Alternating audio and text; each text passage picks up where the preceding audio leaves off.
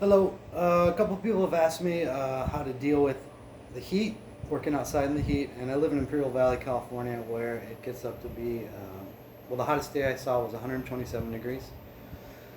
It was pretty crazy. That was a record day, though. Typically, temperatures after June are above 110, and they stay that way all the way through September. Temperatures don't go under 100 until mid-November. So you got to get used to the heat out here and learn how to deal with it. So I took some notes. I just want to make sure I cover everything because the first thing I would say is just proper sleep.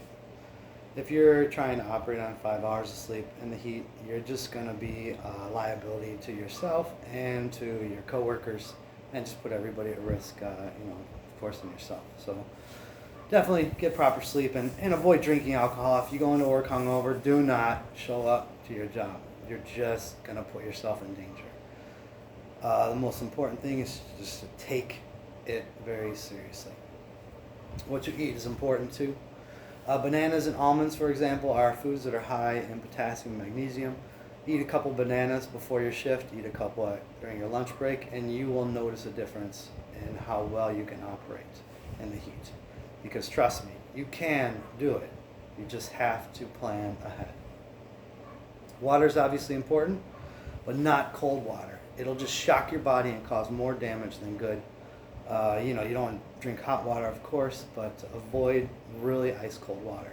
What cold water is good for is you take like a Gatorade bottle, put it in the freezer overnight, and then take that bottle with you to work. And as the water melts, it'll be nice and cold, and you can use that to soak a bandana to put around your neck or your forehead, but your neck is a little bit better.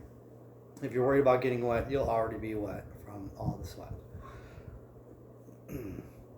Avoid drinks that anything but water, especially drinks with caffeine or sugar.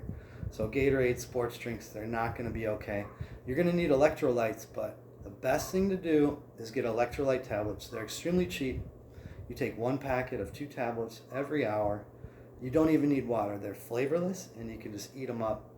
You don't even know that they're there, except that they're crunchy. But they're literally flavorless. Don't even need water to take them. Clothing is also important. You don't want to have a single part of your skin exposed to the sun. And that means that you need to have a face covering as well, gloves, and you can get sunburn through clothing, and it's just going to make heat stroke come on much sooner. So wear sunblock. Doesn't make sense, but do it. Neck gaiters are great for the face. They're nice and thin, but they still protect your face from the hot air. If you wear a hard hat, that's also great because you can get hard hat neck shades and hard hat brim shades. And if you use those two things combined, you just have a hat that is so much better at handling the heat, and it keeps the heat and the sun off your neck. Lastly, avoid fans. Fans don't do anything. Porta coolers are one thing, but a fan after temperatures are above 90 degrees will do nothing but make your life miserable, unless you can put a rag with cold water in front of the fan. And I believe that's it.